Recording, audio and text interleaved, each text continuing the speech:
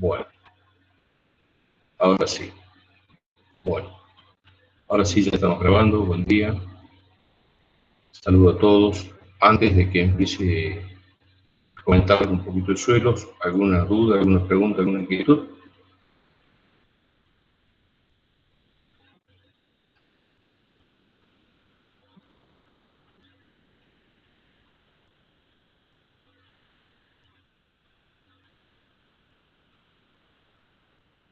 Bueno, entonces la idea es comenzar a referirnos al análisis de los suelos referidos a las fundaciones, o sea, a los cimientos de las estructuras.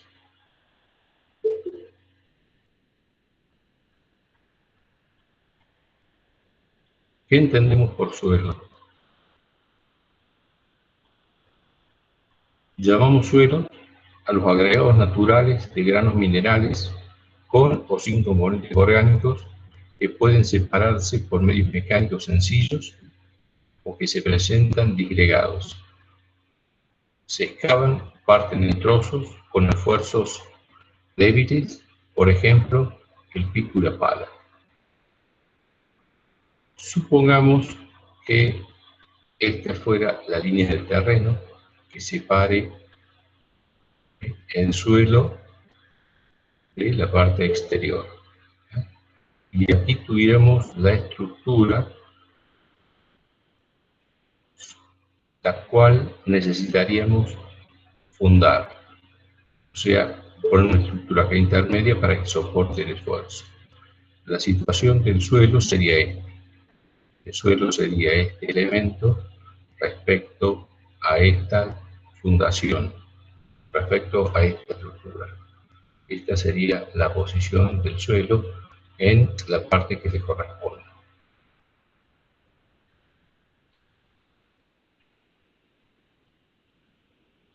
Hay muchas formas de referirnos a los suelos. La primera y más elemental es la referida a su granulometría, o sea, a su tamaño. Desde ese punto de vista, desde el punto de vista del tamaño, podemos separar los tipos del suelo en materiales de la fracción gruesa y materiales de la fracción fina.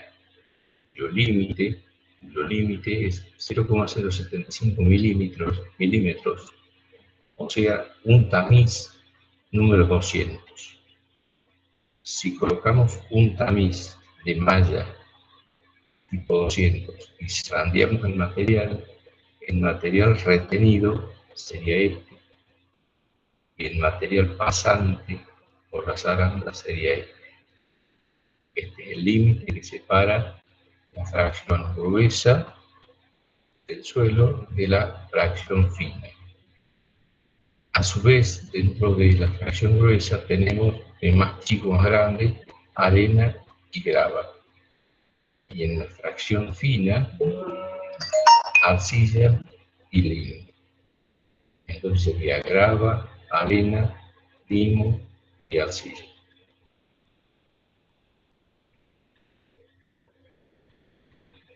¿Cómo vamos ahí? ¿Se escucha bien? ¿Se ve bien? Sí, profe, Sí, profe, sin se ve bien. problemas. Todo el material está en la página. Acá hay solamente un brevísimo resumen. Todo el material está en la página. Hay varios videos que les pido que con atención los escuchen, los vean. Son videos algunos largos, no los he cortado. Hay algunas partes que las saltean o las escuchan nada más, pero me parece que material sumamente interesante y complementario. Por favor, los videos, aunque sea de forma corrida, véanlos. Bueno, entonces, establecida la clasificación más importante de los suelos, en función de su granulometría, esto es desde el punto de vista teórico. Esto es como si los suelos tendrían una sola parte. En la práctica, los suelos son una mezcla de todos o cada uno de estos componentes, ¿no? Bueno, a su vez,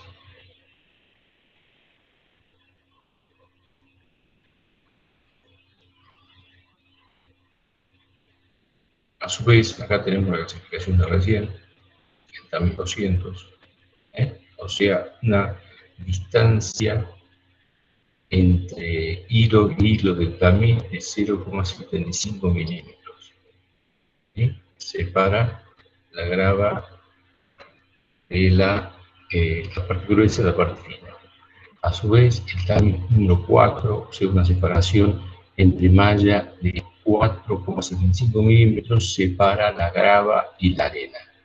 Estos son nombres técnicos de la calle, la terminología es bastante diferente, ¿no? Bastante diferente. Esta es la terminología técnica internacional con la cual se denominan los suelos. Bueno, a su vez, evidentemente aquí ya no nos quedan más tamiz, ya no hay forma. Entonces, esto vamos a tener que separarlo de otra manera, porque ya no hay forma de conformar un tamiz con una separación para separar estos materiales. Entonces, hasta ahora tenemos grava, tamiz número 4, arena, tamiz número 200 y limo de arcilla.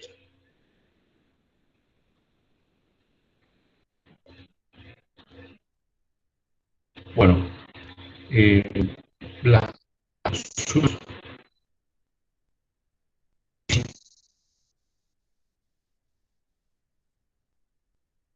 pues, presenta fuertemente el comportamiento mecánico de los suelos de fracción fina, no tanto los de fracción gruesa. Entonces, el comportamiento del suelo en condición saturada o con mucha cantidad de agua afecta fuertemente la fracción fina.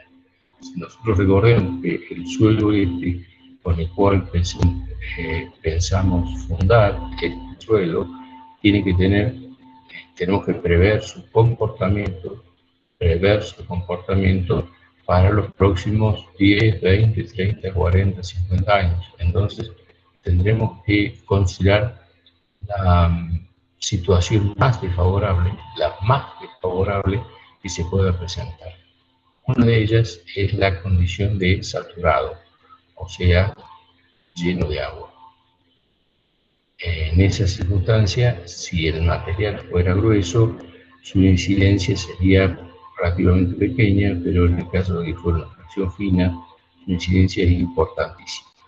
Entonces, siempre estamos buscando la condición más desfavorable que se pueda producir en los años de vida útil de esa estructura respecto a ese suelo. Desde ese punto de vista, se estudia con especial cuidado la fracción fina del material. Respecto de la fase sólida en cuanto al tamaño y graduación, podemos graficar en este eje, en el eje vertical, el porcentaje de material que pasa en determinado tamiz. Acá tenemos un tamiz, acá tenemos un tamiz, y si zarandeamos el material por ese tamiz, la fracción que pasa de determinado tamiz lo graficamos acá. Y acá el diámetro en milímetros. El diámetro en milímetros de la partícula. Entonces, desde ese punto de vista, podríamos decir, si acá tenemos el diámetro en milímetros, mayor el diámetro, menor el diámetro. El porcentaje que pasa el tamiz. Desde ese punto de vista, un gráfico representativo de un material grueso sería este. Este sería un gráfico representativo de material grueso, entre estos diámetros, supongamos, y pasante este matriz. O sea, supongamos que tomamos una muestra de suelo, vamos a una cantera de agregado grueso, zarandeamos ese material, y a medida que zarandeamos, vamos anotando los diámetros y los pasantes. Nos va a quedar esta curva de una muestra de material. Si la misma operación lo hiciéramos con material fino para estos diámetros y estos pasantes, tendríamos aquí la curva característica de un material fino. Desde el punto de vista de la mecánica estructural de los suelos, esto es una curva de material grueso y esta una de material fino. Desde el punto de vista estructural, lo que se busca es un material bien graduado, que tenga una parte importante de material grueso y fino. Esta sería una curva de material bien graduado, que tenga. ¿Por qué se busca esto? Bueno, porque si tuviera una muestra solamente de material grueso, imagínense, granos gruesos, tendría muchos vacíos, y ese material estructuralmente, a medida que soportara las presiones, se iría compactando y ese suelo iría cediendo. Lo mismo con el material fino, que tuviera un comportamiento bastante anómalo con presencia de agua o saturado de agua. Entonces, teóricamente, lo que se busca es que todos los espacios vacíos estén cubiertos por material. Un grano grueso, un granito fino, un grano grueso, un granito fino, un grano grueso, otro granito fino. Desde ese punto de vista, el volumen de vacíos que influye en el comportamiento estructural sería el mínimo posible. Y ese volumen de vacío también es el que eventualmente sea llenado con agua, que es el que cause el efecto perjudicial.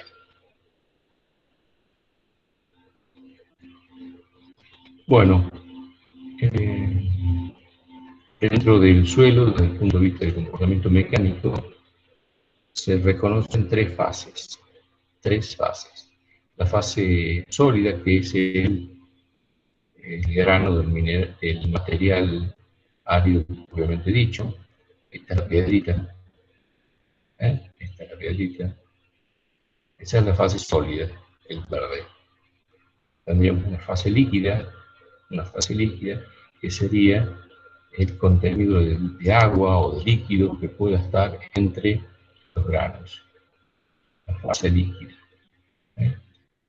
Y una fase gaseosa, que es el agua que puede haber quedado atrapado.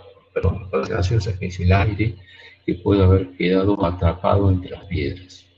Entonces tenemos las piedritas con fase sólida, con fase líquida, el agua, con radicales ácidos, y la fase gaseosa, que es el aire que puede haber quedado atrapado. Recuerden que estamos viendo un comportamiento mecánico ante cargas, sobre todo de compresión, que afectan el estado del suelo. Entonces, bueno, de acuerdo al análisis de cada suelo en particular y los sistemas de fases, hay varios análisis. Yo he puesto uno solo, el resto está en la bibliografía, el resto está acá en la bibliografía. Acá está el material completo. Acá está el material completo. En este caso de esta, ¿no? Acá está el material. Estos son los tamices. Estos son los tamices, tipo de tamices que se utilizan en los laboratorios para separar la distinta granulometría. Acá está más detallado. Acá está más detallado el estudio exhaustivo. Bueno, por ejemplo, entonces les decía, en base a los tipos de suelo se realizan los análisis correspondientes. Entonces podríamos tener un volumen de sólidos correspondiente a este, un volumen de agua correspondiente a esta fase líquida y un volumen de aire correspondiente a esta fase gaseosa. ¿Sí?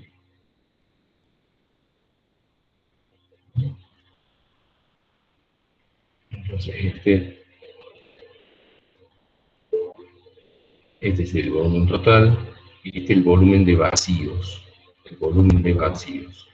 Entonces, en una muestra de suelo podemos sacar varios índices matemáticos que representen para esa muestra de suelo el volumen de vacíos respecto al volumen total o al volumen de sólidos.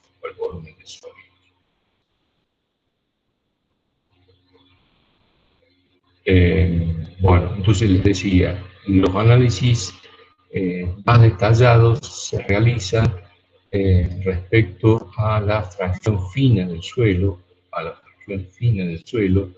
que es la que tiene un comportamiento que difiere mucho de la situación normal cuando está inundado, cosa que es bastante frecuente en la vida útil de un suelo con elemento estructural.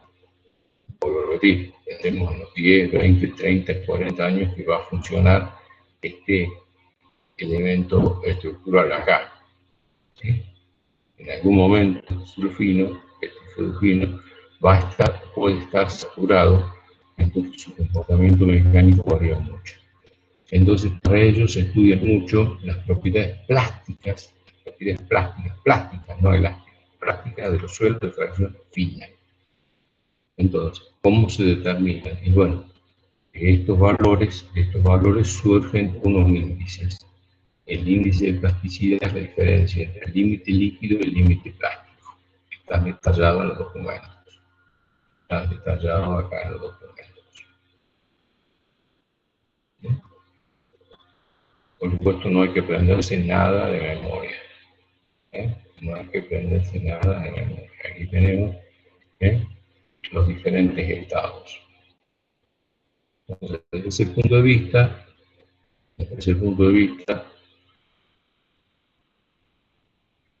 tenemos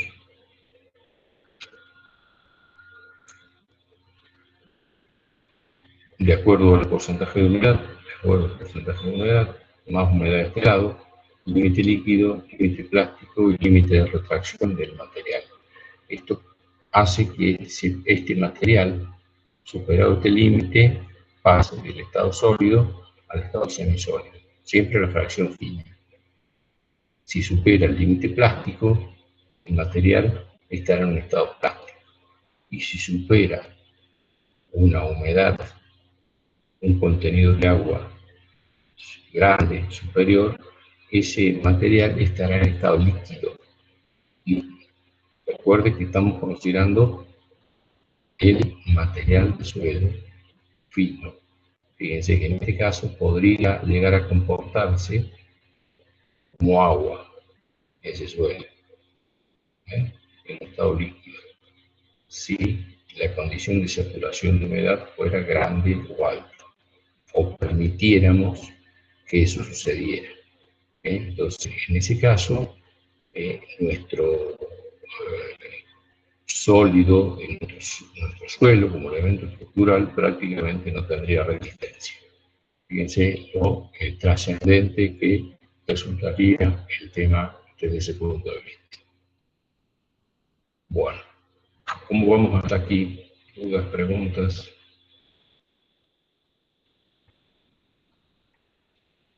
Sé que vamos un poquito rápido, pero vuelvo a repetir, únicamente vamos a tener en cuenta ciertas propiedades de los suelos y los referidos a su comportamiento estructural respecto a las fundaciones. Ese es el tema nuestro. El suelo referido a las fundaciones.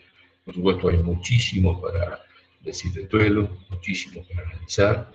Hay muchos puntos de vista respecto al suelo. Uno es de los geólogos, que no lo vamos a tener en cuenta nosotros.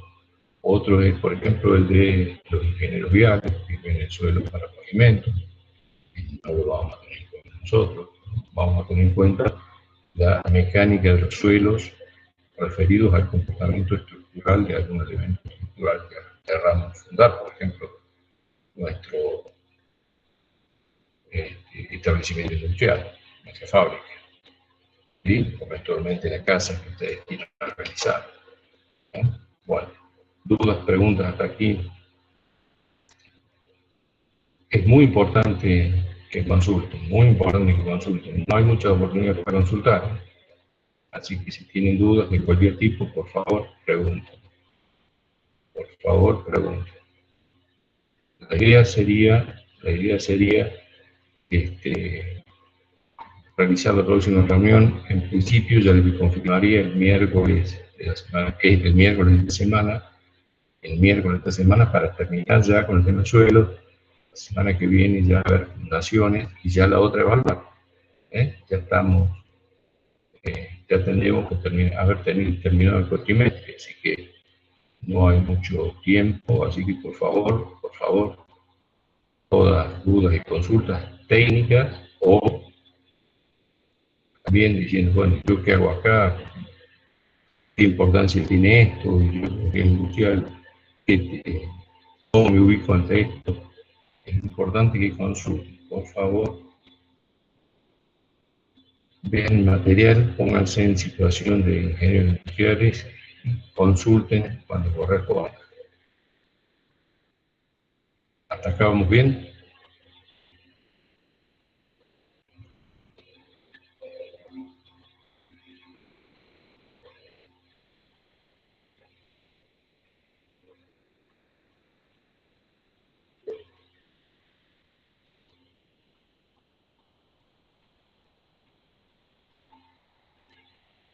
Bueno, les vuelvo a repetir, como siempre sucedido en la materia.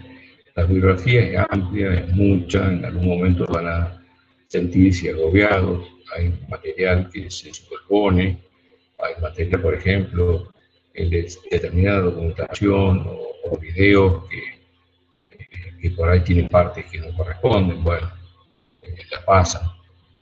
Rápidamente se van a dar cuenta ustedes de determinados temas que ya profundizan, que ya no es influencia nuestra. Por ejemplo, los detalles de los ensayos ya no es un tema nuestro. Saber qué tipo de ensayos se usan, para qué, pero la metodología del ensayo, eso es incumbencia de un laboratorista. De todas maneras, está en los documentos, pero vuelvo a repetir, no es para que estudien de memoria, ni se pretende que entiendan el 100% de todos los elementos. Esto es instrumental, Estamos camino a fundaciones. Bueno, esta parte me pareció interesante, dentro de la cantidad de ensayos que se realizan para determinar las características de los suelos, que, vuelvo a repetir, son muchísimas porque se requieren para muchísimas otras cuestiones, no solo para las cuestiones de la fundación y los suelos. Una forma sencilla de identificar, en una muestra del suelo, ustedes piensen que de un yacimiento de suelo le traen una muestra, o sea, se excava y a una determinada profundidad se extrae el material. Necesitáramos determinar cuánto de ese material es fino o grueso, entonces se puede hacer un ensayo de dispersión, o sea, decantamiento, aplicando la ley de Stokes. Entonces se pone una cubeta de agua, se tira el material y ese material se va decantando de acuerdo a su granulometría. Entonces, en el fondo, a los 30 o 60 segundos ya se depositará la arena y ya podemos medir, ¿sí?, el volumen en el tubo de ensayo ese, el volumen del total de la arena. Luego, después de más o menos entre 15 y 60 minutos, se decantará el mismo. Incluso si no es para el laboratorista, hay un límite bien marcado porque muchas veces se acompaña por el color, y luego de horas se decantará la arcilla y luego quedará el agua. Entonces esto nos permitirá, conocido el volumen de la muestra y su peso, que en esta muestra qué parte es arena, qué parte es limo y qué parte es arcilla. Esa es una forma sencilla de determinar la distribución granulométrica de esta muestra y darnos una idea de qué tipo de suelo, en presencia de qué tipo de suelo estamos y si ese suelo puede ser interesante o factible para realizar una fundación o no.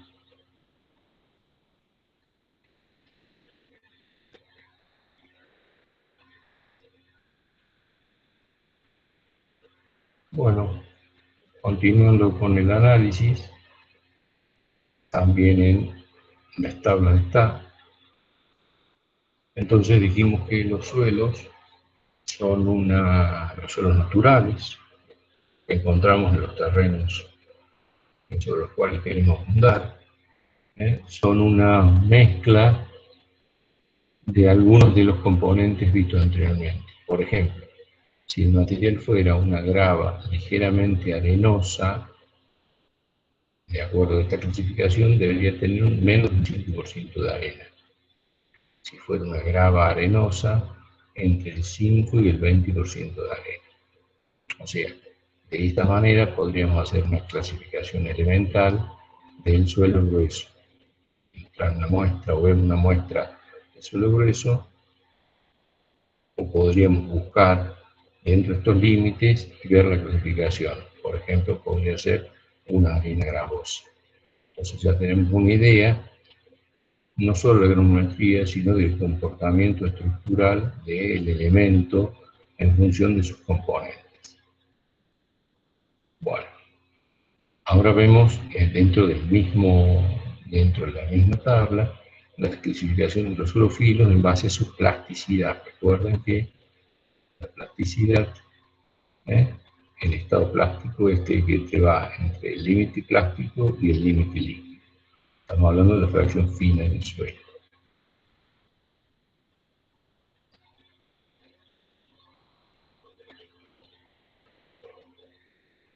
Desde ese punto de vista, un suelo de baja plasticidad debería tener un límite líquido menor al 35%. Y un suelo fino de mediana plasticidad, un límite líquido entre el 35 y el 50%, exactamente. Por ejemplo, un suelo que vamos hacia la plasticidad, ¿no? Estamos dirigiéndonos en dirección a la plasticidad del suelo. Estamos dando en términos numéricos. Bueno, en ese caso, un suelo extremadamente de alta plasticidad, tendríamos que hablar de un componente de límite líquido mayor al 90%.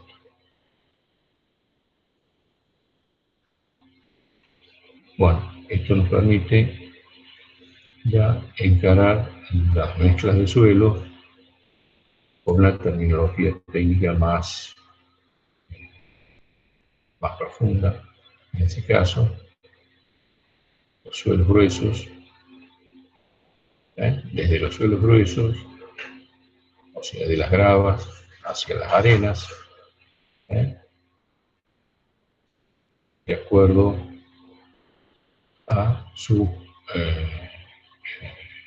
índices, tendremos suelos GW, G de grava, W de correcto well y P de power pobre. Entonces estaríamos hablando de aquí de una grava bien graduada y una grava mal graduada. Graduada desde el punto de vista de que tenga todos los diámetros intermedios. Entonces vamos desde una grava bien graduada, que sería una GW, a una grava mal graduada, que sería GP, a una GM, que sería una grava limosa,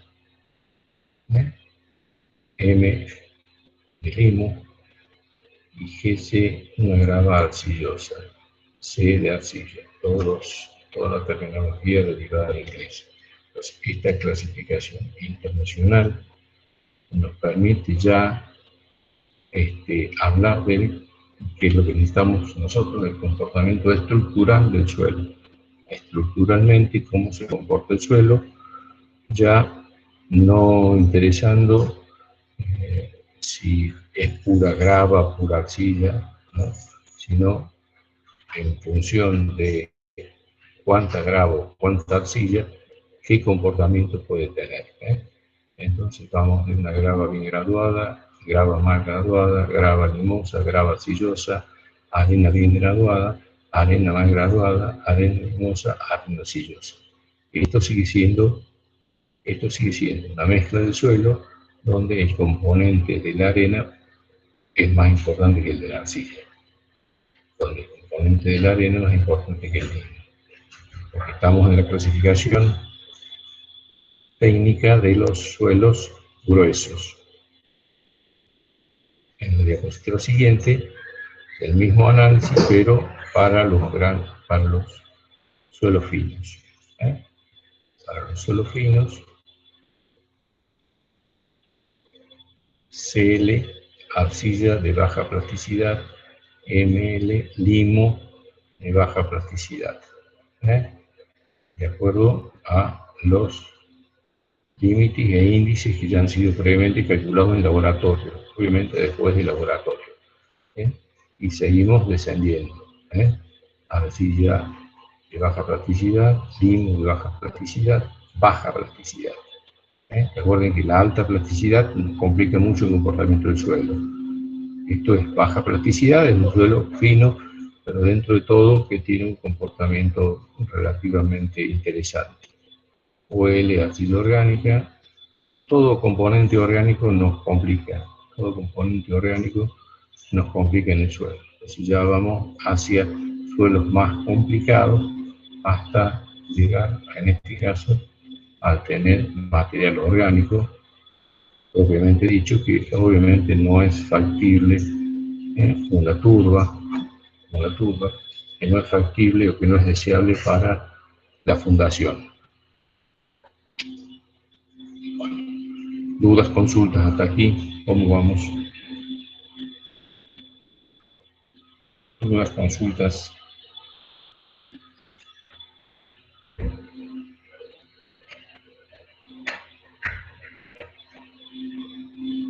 Dudas, consultas hasta aquí.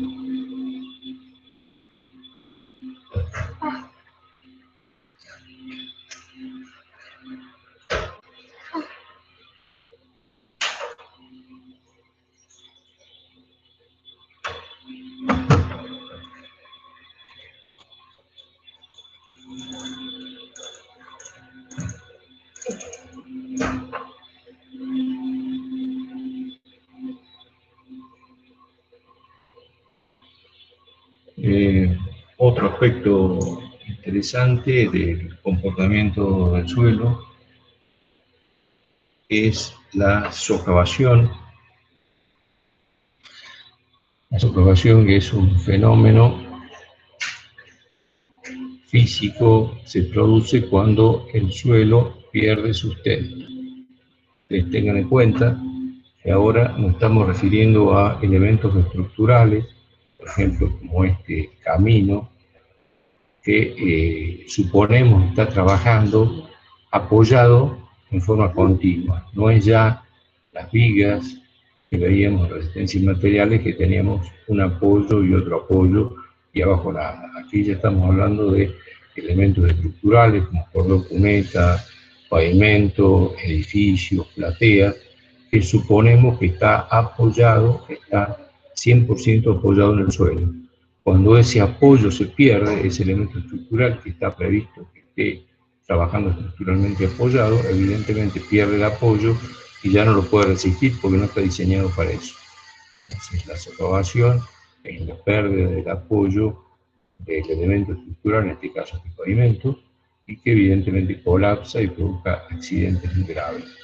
En este caso, ¿qué ha sucedido? Que es bastante común que tengamos una boca de tormenta aquí, que esté previsto que el volumen de agua escurra por esa cañería, sin interferir con este elemento estructural, pero si esa boca de tormenta se tapó se obstruyó o el volumen de agua es mayor al de diseño, eso va a hacer que el agua en determinado momento retire todo el suelo, remueva todo el suelo desaparezca, entonces el elemento estructural ya no tiene dónde apoyarse y provoca el colapso. Este podría ser el caso de una socavación. Fíjense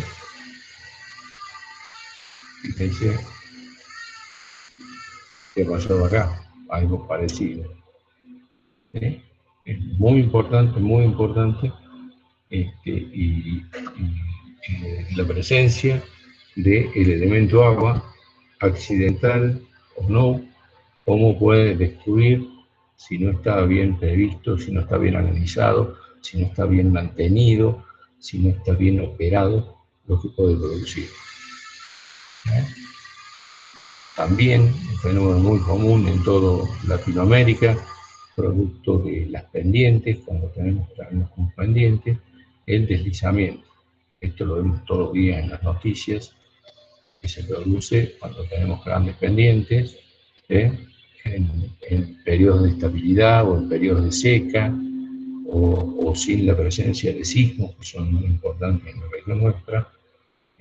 No pasa nada, pero en determinado momento, ese material empieza a fluir, empieza a colapsar, y producto de la pendiente y la inestabilidad del material, producto de la saturación del agua, entonces empieza a correr, ¿no? Estamos pensando en volcán, ¿no? Estamos pensando en volcán, ese es un caso típico, pero no el único. Entonces todo ese material se desmorona y todos los elementos estructurales que se encuentran aquí, uno colapsa sobre el otro. Si fueran un tipo de vivienda, uno contra el otro hasta destruirse totalmente.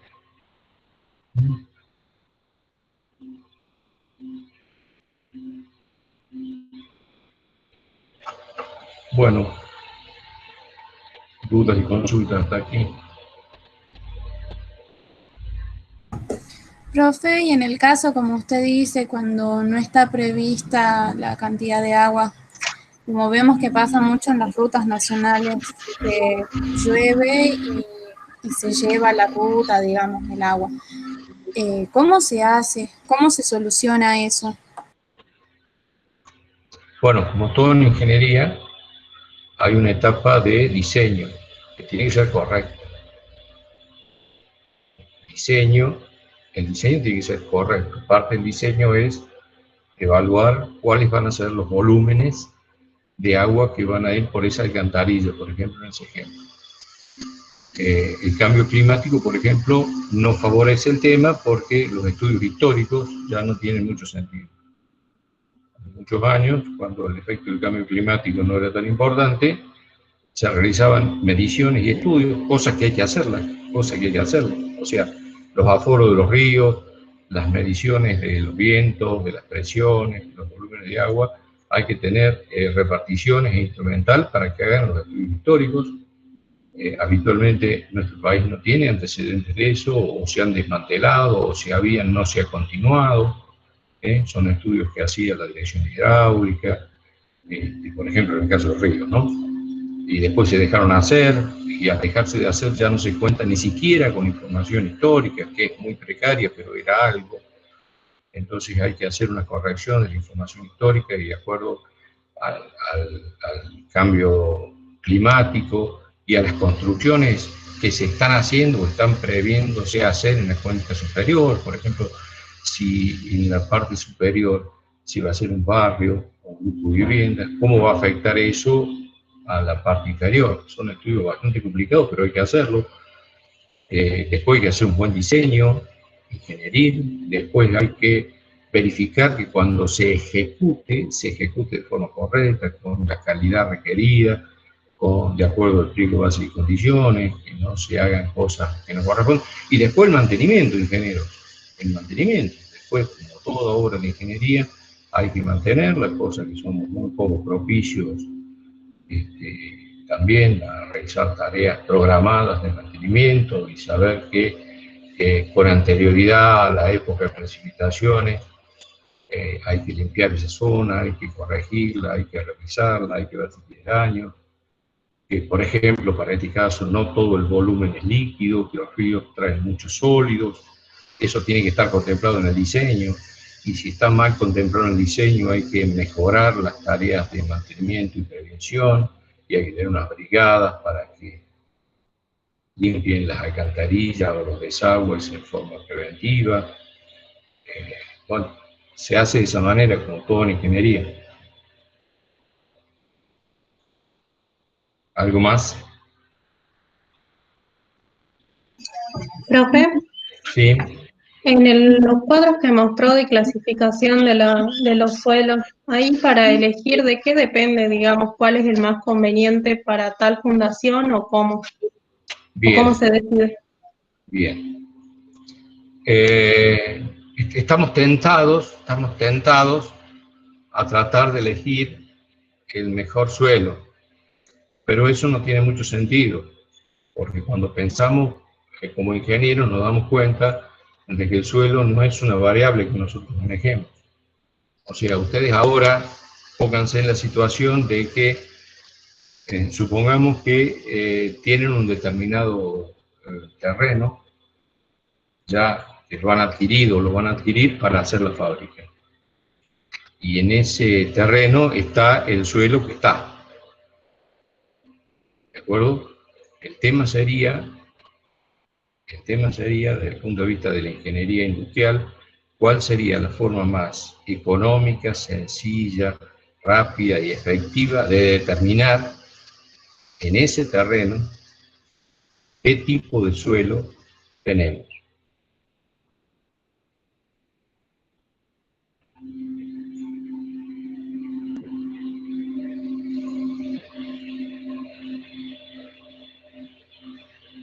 Haciendo un jueguito teórico que no tiene mucho sentido, pero bueno, podríamos decir que si estamos en presencia de un suelo grueso, es mejor que si estamos en presencia de un suelo fino, sobre todo si en nuestra situación particular la posibilidad de regular el agua es poca.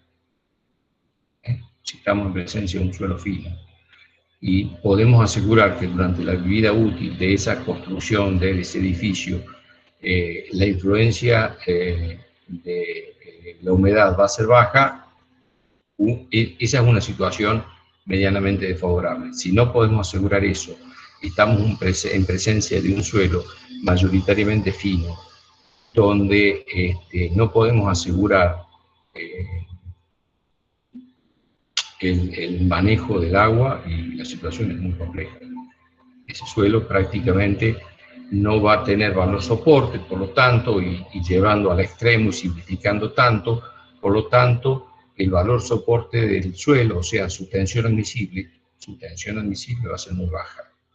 Por lo tanto, si tuviéramos que dimensionar y despejáramos el área, nos daría un área excesivamente grande, muy costosa, ineficaz desde el punto de vista de ingeniería.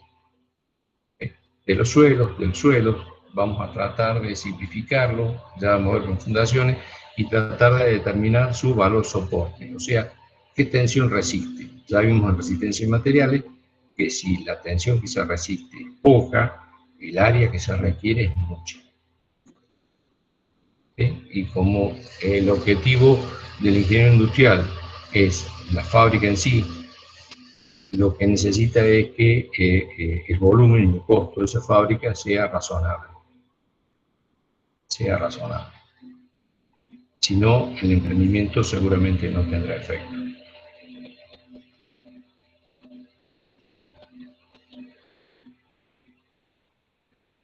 ¿Algo más?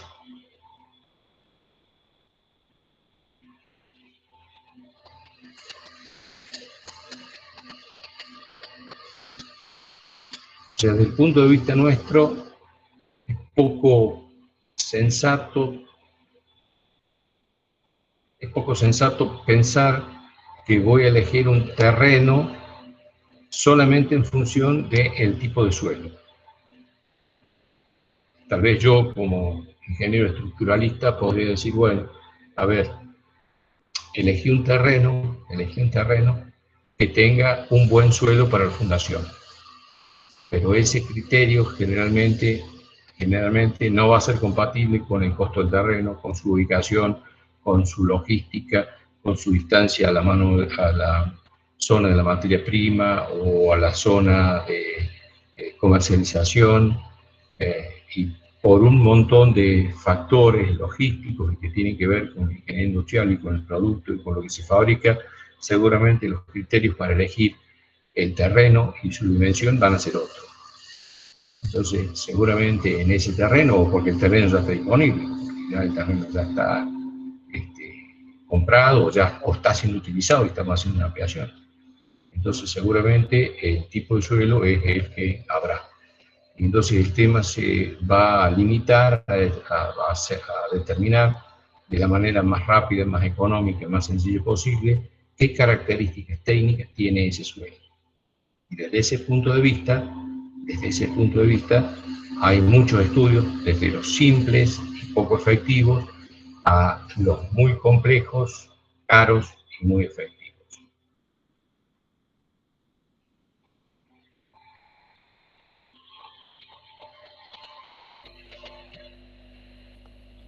Consultas, dudas.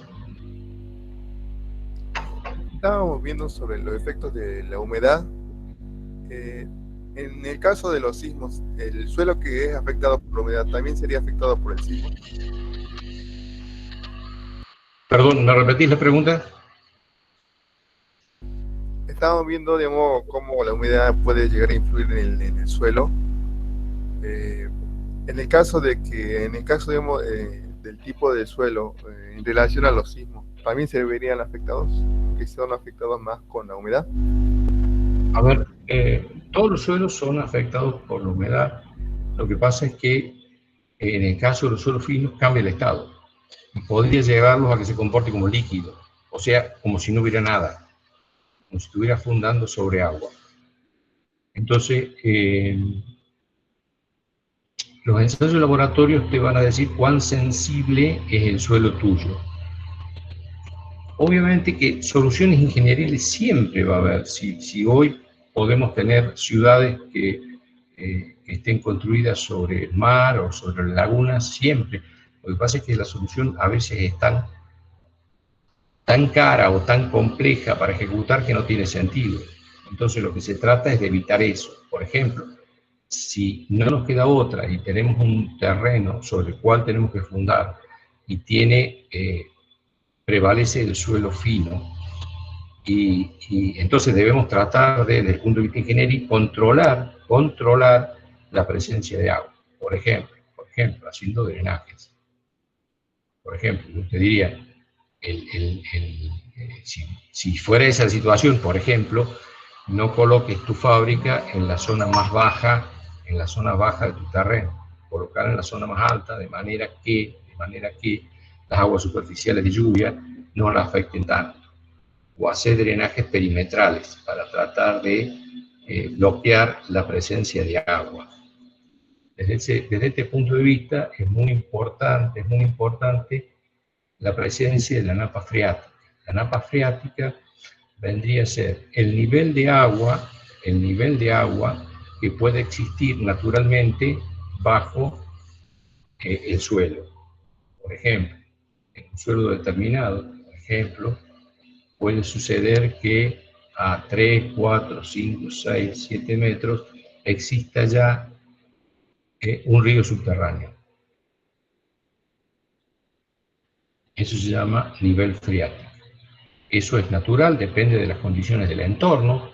Obviamente, si las condiciones del entorno cambian, también cambia eso. O sea, si yo estoy pensando nada más que en la obra mía y en cercanías a la obra mía se están realizando obras que impacten positiva o negativamente en la obra, eso va a impactar.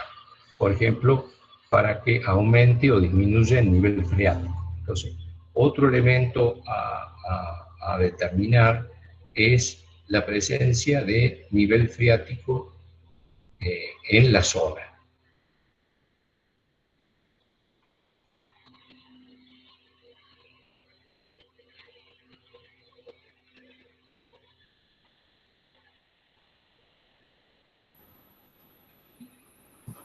Profe, ¿qué había dicho para disminuir el nivel freático? No le escuché. Bien, bueno, se pueden hacer obras de drenaje. Ya estamos hablando de ingeniería de precisión, pero por ejemplo, a ver, supongamos que tenés una pendiente, ¿no? Supongamos que tenés una pendiente y tu construcción la tenés que hacer acá, ¿de acuerdo? Entonces todo el agua de lluvia te va a venir. Supongamos que ese es el diseño que vos trabajás. Bueno, aquí en la parte anterior, por ejemplo, se pueden hacer pozos con piedras grandes, de manera que el agua cuando venga para acá, el agua se meta en esas obras de drenaje, obviamente después tiene que haber cañerías que conduzcan ese agua al río, donde sea. O sea, una obra ingenieril que intercepte los flujos de agua, por ejemplo, debido a la lluvia, y no deje que lleguen a la construcción. Por ejemplo, a ver, todo se puede hacer, lo que pasa es que en algunas cosas son más complicadas que otras, pero por ejemplo, ¿cuáles son las medidas elementales que se toman en una vivienda chiquita, en una construcción chica, para evitar el efecto de que tus fundaciones, tus cimientos, sean afectados por el agua? Y bueno, por ejemplo, el alero del techo, que sea lo más grande posible, poner canaleta, hacer una vereda perimetral. Son todas pequeñas medidas habituales en la construcción clásica, de manera de proteger el suelo sobre el que está apoyado tu fundación. Vos necesitas proteger el suelo sobre el que está apoyado tu fundación. Entonces, alejas la posibilidad de que ese suelo se sature. Por ejemplo, una recomendación típica que yo hago mucho, una recomendación típica, elemental y básica, es, por ejemplo, en la parte exterior del edificio, no dejar canillas de agua.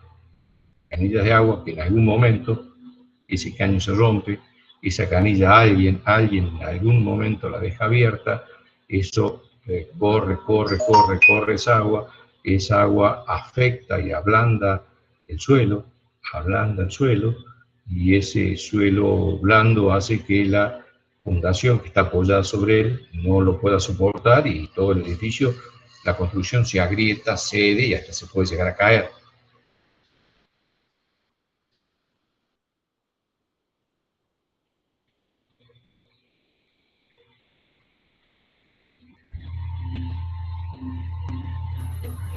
Bien, profe, gracias. Por ejemplo, en el diseño, en la ubicación supongamos que tenemos un terreno, ya está el terreno, supongamos, y querramos ver la ubicación dentro de ese terreno más conveniente desde este punto de vista, desde el punto de vista estructural, de nuestra fábrica, de nuestra construcción, y podríamos analizar las curvas de nivel. Y de acuerdo a las curvas de nivel, ubicar nuestra construcción no en un pozo, porque si no vamos a tener que hacer obras complementarias para evitar la incidencia del agua en nuestra construcción. Esas obras se pueden hacer y se puede recurrir a bombas y estructuras de determinado tipo, pero debemos pensar que eso tiene que estar funcionando y mantenido durante 30, 40, 50 años. Y si no tenemos cultura de prevención, de mantenimiento, si no tenemos el personal técnico o la rigurosidad en la planificación para mantener eso, dependemos de bombas que se deterioran, se rompen, roban, y estamos complicados.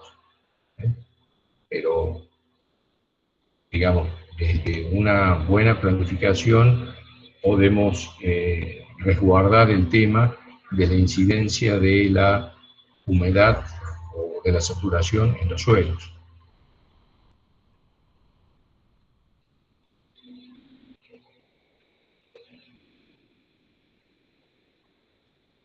dudas, preguntas.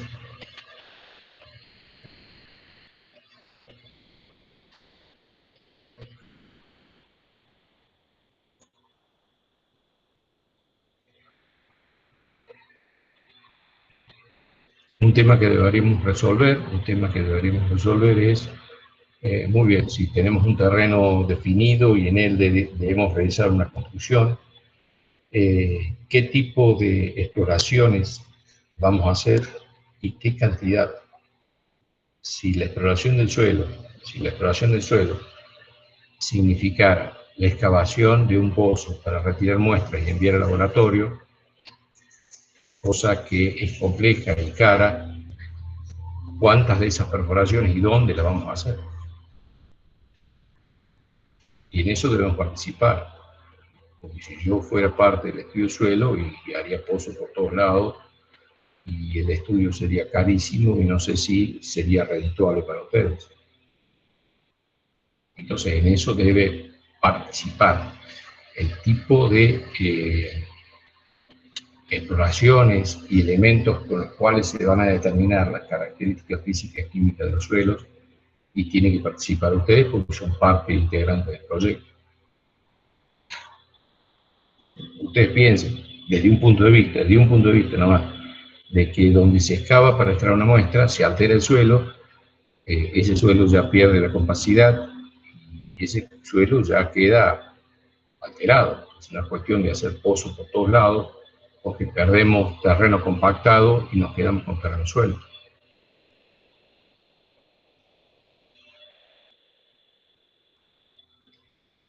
Una recomendación básica y elemental, que es la que yo hago, por ejemplo, es partir desde lo simple a lo complejo, y es respecto a un terreno.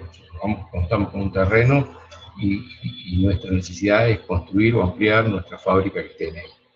Bueno, hacer estudios o requerir estudios previos respecto a estudios del suelo en zonas próximas, si es que existen.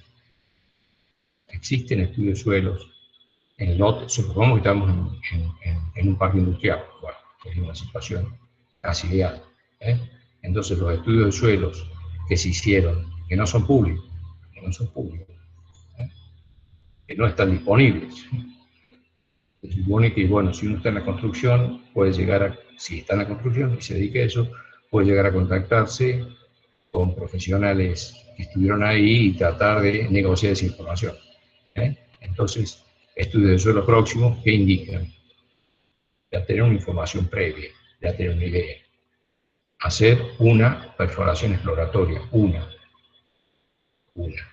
y ver si esos datos de la información previa coinciden con esa perforación exploratoria.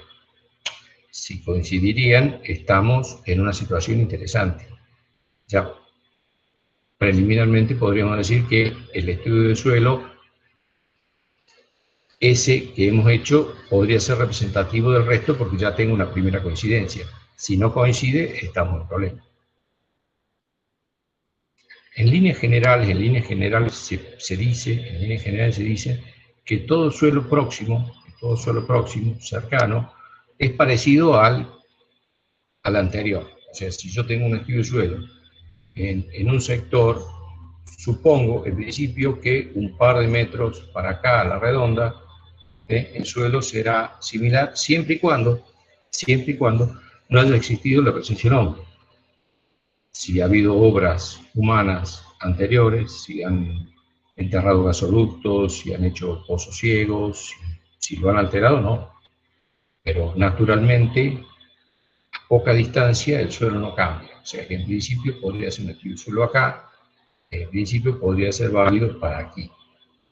Siempre y cuando, por ejemplo, el terreno sea natural y no ha sido rellenado. Pongamos un loteo, que había un viejo curso de agua, y lo rellenaron, y bueno, esa zona, evidentemente, con un estudio de suelo acá, no va a ser representativo de acá. Ese terreno ha sido alterado. Estoy hablando de terreno en condiciones naturales. Pero la cantidad de estudios de suelo y perforaciones que tengo que hacer, que son caras, tengo que determinarlo justo con el especialista en estructura. Entonces, con información preliminar, con una excavación con retiro de muestra y laboratorio, si esos dos valores coinciden, es buen índice. Si hicieron la segunda perforación, supongamos la segunda perforación, y coincidiría con la anterior y con el estudio del suelo, uno ya podría decir, bueno, ya en ese caso ya podría decir que ya tengo una idea cabal del suelo. No tendría mucho sentido seguir realizando excavaciones que son caras y que todos los indicios indican que ya sé qué valores tienen. Si ya empiezan a aparecer valores diferentes, ya tengo que aumentar el número de muestras de suelo.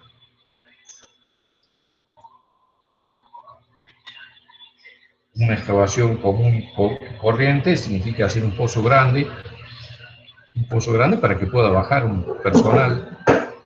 Entonces estamos hablando de un pozo de 1 metro, y qué profundidad y hasta donde estimo que va a estar apoyada la fundación. Hasta donde estimo que va a estar apoyada la fundación. Recuerden que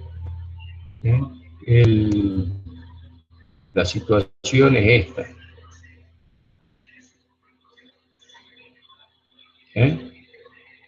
El suelo que tiene influencia en la fundación, donde va a estar apoyada arriba no me interesa, qué es lo que va a sacar no me interesa. Si aquí ya voy a hacer la fundación y lo que pasa por debajo. Otra situación interesante, es decir, muy bien, generalmente cuando tengo la oportunidad de hacer las excavaciones para el retiro del muestro del suelo, aprovecho para estudiar la situación de la napa freática, ya que hago un pozo semejante. Tengo que tener en cuenta de que la época del año donde hago esa excavación no es la más desfavorable respecto a la saturación del agua. Por ejemplo, no voy a poder hacer un pozo para retirar material en enero, en plena época de lluvias. Posiblemente, supongamos, la haré en septiembre, supongamos. Ahora, esa muestra no está en las peores condiciones, porque lo estamos realizando en una época seca. Por eso, los ensayos de laboratorio tienen que someter a condiciones de saturación ese suelo. Y eso es la cantidad de ensayos y elementos de laboratorio que hay que hacer, porque ese suelo no está en las peores condiciones, ¿sí? Porque lo he extraído en una época factible. Lo mismo que seguramente en la excavación de suelo eso posiblemente no encuentre napa freática, pero no es porque no exista, sino que por la época del año la napa freática está deprimida. Esa napa freática hay que ver que a los 2, 3, 4, 5 metros desde el nivel superior hasta donde habitualmente se encuentra. Eso lo hace el técnico, ve marcas, ve rastros de humedad en el suelo y puede darse cuenta, ¿sí? Si yo hago una excavación en septiembre y la napa freática está a 6 metros, bueno, lo que interesa es en la época más desfavorable, supongamos, en plena época de lluvia, hasta qué estrato llegó. Y cómo afectó el suelo a ese nivel, y si eso va a afectar a mi fundación, que está próximo o no. No es la única forma de hacer análisis de suelo, excavando, es la más completa. Hay métodos mucho más económicos y preliminares que detectan, por ejemplo, a través de la conexión eléctrica, yo puedo hacer una perforación pequeña, introducir un aparato que se conecte cuando llega el agua, y hace sonar una chicharra. Entonces yo medir ya en la varilla esa, si llegó a los 4 o 5 metros, cuál es el nivel de napa freática en determinada época. Lo mismo que esa información de napa freática, también es conveniente tratar de chequear con especialistas si hay información previa, de manera de chequearla y no repetir o hacer ensayos que son caros, que son complejos, de manera indiscriminada y sin sentido. ¿Dudas, consultas hasta aquí?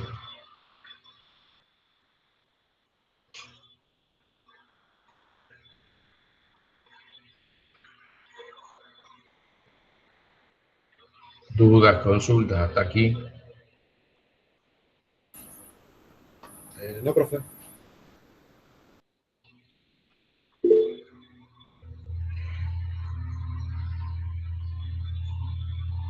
Supongamos por un minuto que estamos en la Facultad de Ingeniería, en las aulas pegadas a la calle, ahí, a la calle Martí Arena, supongamos que estamos ahí, y supongamos que no hay edificación, no hay edificación, ¿no? Supongamos que no hay edificación, estamos en ese terreno. ¿Ustedes qué creen si hiciéramos una perforación en ese suelo, ¿qué tipo de suelo sería? Vuelvo a repetir. El terreno de la Facultad de Ingeniería, del grupo de aulas que está en proximidad a la calle Martí Arena. ¿Qué se imaginan ustedes? ¿Qué características podría tener el tipo de suelo que se encuentra ahí y, por ejemplo, su napa freática?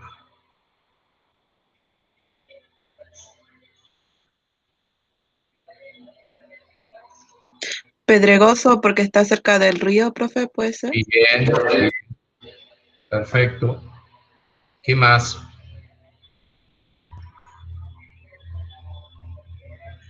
Ya de por sí estamos viendo que si hay napa freática, va a escurrir desde adentro del terreno hacia la dirección del río. ¿De acuerdo? ¿Está? Que en napa freática vamos a encontrar más o menos en coincidencia con el nivel del río, por lo menos en la época más desfavorable, que es la que tenemos que tener en cuenta. ¿De acuerdo? Entonces, si por ejemplo tuviéramos que hacer un edificio ahí y tuviéramos que hacer, por ejemplo, 3 subsuelos, y tendríamos problemas. De hecho, los edificios de la Irigoyen, los departamentos de esos que tiene el IBUC, las 5 torres, ya con el subsuelo que tienen, ya tienen un problema y hay que impermeabilizar todo eso, prácticamente una pileta de natación. Entonces, obviamente, hay ciertas características geológicas de los terrenos en base a su ubicación que me van determinando, con cierto análisis ingenieril, en qué tipo de suelo nos podemos llegar a encontrar y qué características tienen. ¿Sí? Algunas son más evidentes, otras no tanto.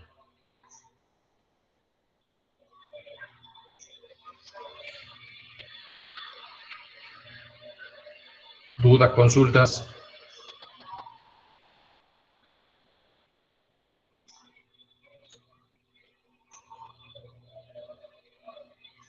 Hay mucho material para lectura, no se agobien. Hay mucho material redundante, hay algunas partes, ya se van a dar cuenta ustedes, que no tienen nada que ver con nosotros. No tuve tiempo de cortar o recortar el documento. Hay partes que tienen una profundidad que a nosotros nos interesa porque estamos estudiando la relación con la fundación. El suelo para las fundaciones, no el suelo como material de estudio, no el suelo como geólogos, ni como laboratoristas. Los videos están interesantes, algunos para verlos de corrido. Hay partes que nos exceden o que no nos interesan, pero les recomiendo que vean el material, analicen, estudien y anoten las dudas y consultas para la próxima reunión que tengamos, que en principio seguramente será el miércoles a la tarde, ya las voy a confirmar. Lo que pasa es que con la caída del UNCU virtual hemos tenido que pasar, yo tenía mesa de exámenes postergadas para la semana pasada, hemos tenido que volver a postergarlo para esta semana, entonces estoy con mesas de exámenes postergados que tengo que resolver ese tema primero y después el de la clase. Pero el tema, en cuanto a nosotros nos incumbe, es que tengan tiempo y análisis crítico para revisar y releer la documentación y anotar las dudas y consultas que podamos tener en el Meet de la próxima semana, a ver si ya podemos dar por cerrado, el tema de suelo y pasar al tema de fundaciones. Entonces, lo ideal sería esta semana cerrar suelos, la semana que viene cerrar fundaciones, pero para eso tienen que leer bastante y pensar y anotar dudas y consultas, y ya la otra, hacer las evaluaciones, y ya con eso ya, si está todo bien, ya obtener la regularidad. Y asegurarnos de que todo el material ha sido leído y entendido de manera tal de que el examen final sea solamente una buena repasada.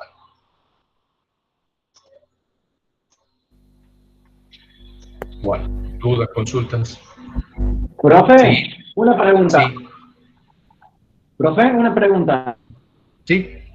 El horario de clase, anteriormente no teníamos los lunes y martes con los otros profes.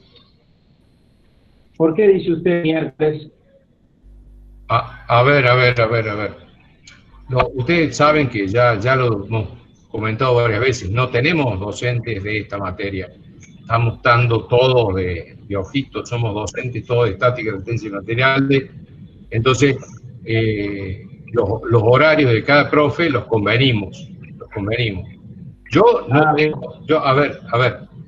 no tengo problema en dar clase el día que sea, pero no les va a convenir a ustedes si yo les doy, por ejemplo, clase un lunes, para el martes no van a haber leído nada, entonces no lo van a aprovechar. Entonces yo prefiero separar las clases para que ustedes tengan días intermedios para que lean y puedan consultar, si no, no tiene mucho sentido. ¿De acuerdo? La idea conmigo es que las clases estén separadas para que los 2 o 3 días intermedios ustedes puedan hacer la lectura, y análisis. Me decía recién la compañera del tema del jueves, justamente el jueves tengo las mesas suspendidas, no puedo el jueves. Este jueves no puedo. Y el jueves que viene tengo mesa suspendida de edificios industriales. Así que los jueves no puedo. A ver. Yo los temas los voy a grabar como estoy grabando este. Entonces, es muy importante poder participar de la clase. Pero más importante es que ustedes hayan podido leer. ¿Sí? El Meet les va a quedar grabado y yo lo voy a subir. ¿De acuerdo? Está bueno, si han podido participar del Meet y han podido consultar, bien. Pero si no han podido avanzar en nada, leer y pensar y reflexionar, no va a tener mucho sentido. Los temas no son complicados, no son inentendibles, son bastante sensatos, se entienden. Lo que hay que contextualizarlo, y decir, bueno, muy bien, yo como ingeniero industrial, ¿en qué participo? ¿Cómo me sumo? ¿Qué hago? ¿Qué postura tomo? No la del geólogo, no la del ingeniero civil, no de la del albañil. Bueno, ¿qué hago con esto?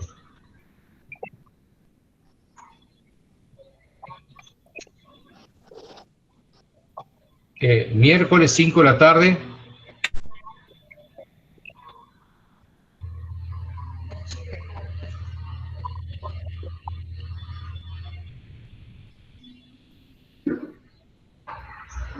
Profe, creo que sí. Su gestión ¿puede usted? No te escuché, perdón, de vuelta. Que tienen gestión los chicos. Los miércoles a las 18. Tenemos clase de gestión de 18 a 21, profe, los miércoles. Los miércoles, el miércoles a las 18 tienen clase. Sí. Y adelantarlo a las 16. Puede ser, sí.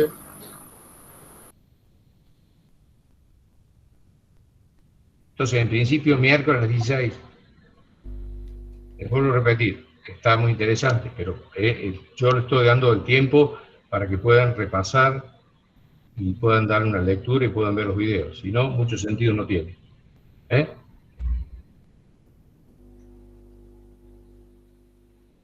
Bien, profe. A ver, me dice Marcos martes. Yo estoy pensando, hoy excepcionalmente estamos el sábado para no atrasarnos. Pero la idea sería, no, el próximo sábado no vamos a dar. La idea sería lunes y miércoles. Lunes y miércoles. ¿Sí? Por eso el martes se pega mucho. Si hoy, lunes y martes, estamos la misma.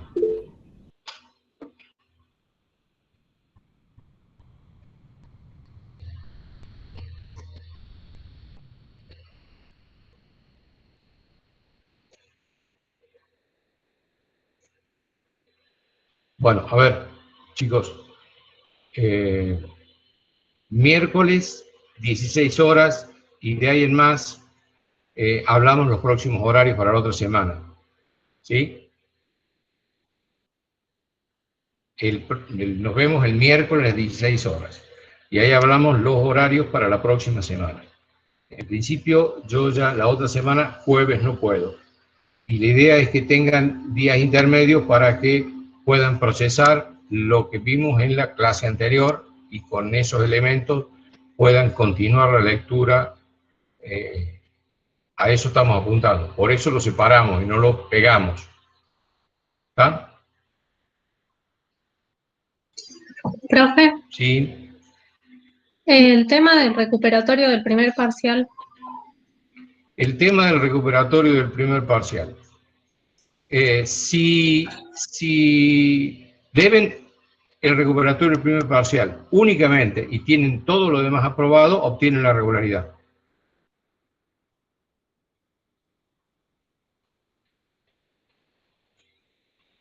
Bueno, profe, se promedia entonces, algo así.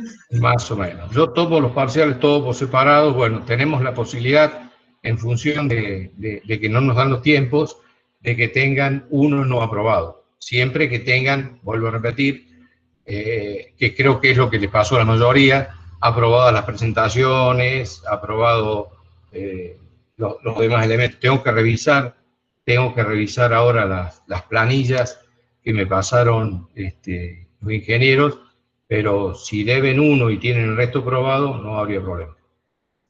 Ahora, si ya no aprueban el de suelo y fundaciones, y bueno, ya. Lo que pasa es que no tenemos fecha. No tenemos fecha. Yo tampoco quiero demorar la presentación de la regularidad. Ya la debería haber presentado. Bueno, lo conversamos un poco. Yo le diría, nos enfoquemos en suelo y fundaciones, de entenderlo y aprobarlo. Si me queda un parcial colgado, bueno. Bueno, entonces, miércoles 16 horas,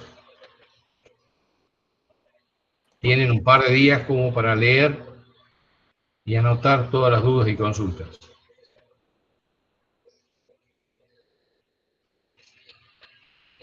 ¿Quedamos así? Bueno, profe. Bueno. Sí, profe. Bueno, Sí, profe. bueno, hasta luego. Hasta luego. Listo, hasta luego, profe. Hasta luego.